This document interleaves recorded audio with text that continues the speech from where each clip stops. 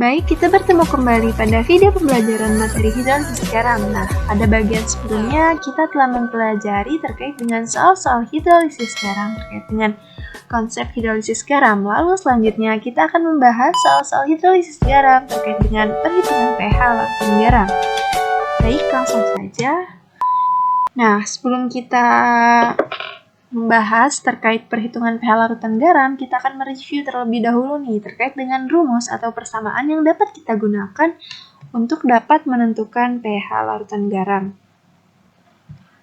Nah, ketika kita memiliki asam pembentuk berupa asam kuat dengan basa pembentuk berupa basa kuat, nah, kedua komponennya ini berasal dari elektrolit kuat sehingga tidak akan mengalami hidrolisis.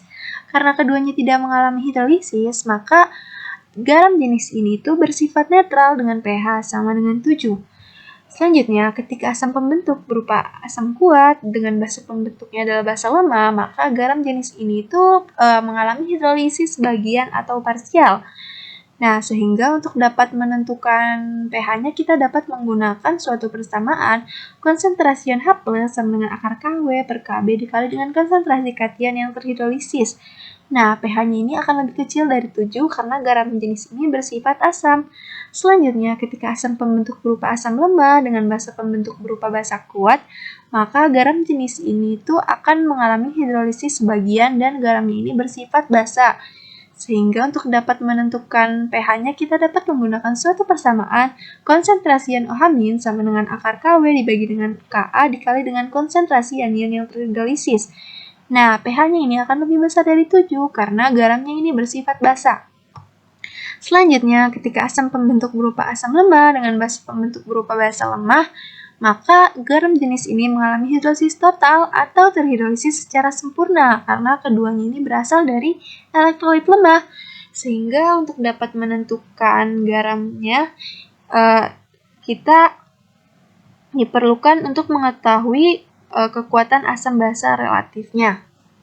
Nah, ketika Ka lebih besar dari Kb, maka garamnya ini bersifat asam sehingga pH-nya lebih kecil dari 7. Lalu, ketika Ka lebih kecil dari Kb, maka garamnya bersifat basa sehingga pH lebih besar dari 7. Namun, ketika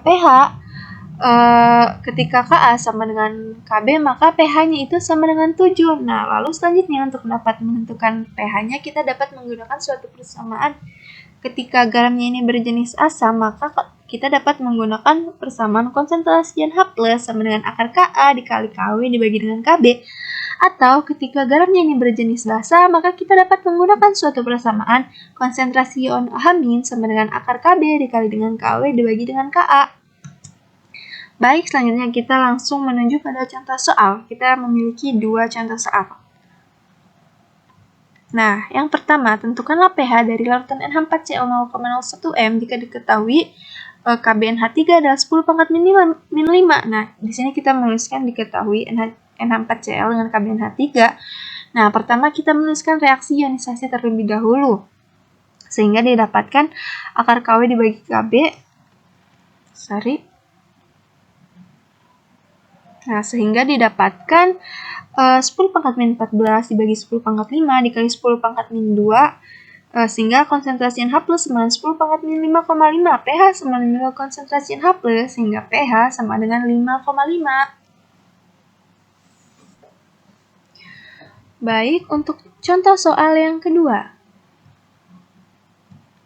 Hitung pH dari larutan garam NaCN 0,2 m jika KaHCN adalah 1,8 dikali 10 pangkat min 4.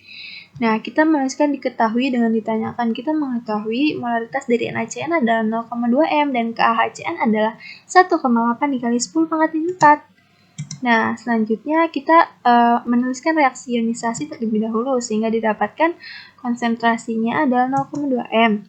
Nah, konsentrasi NaOH- sama dengan Kw per Ka dikali dengan konsentrasi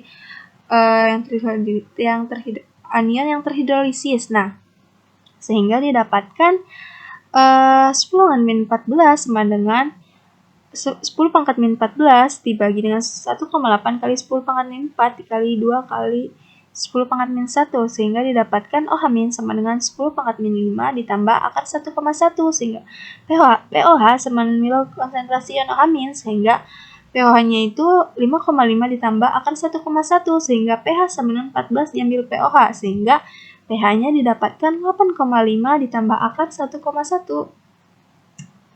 Nah, cukup terkait dengan pembahasan soal pH larutan garam. Terima kasih.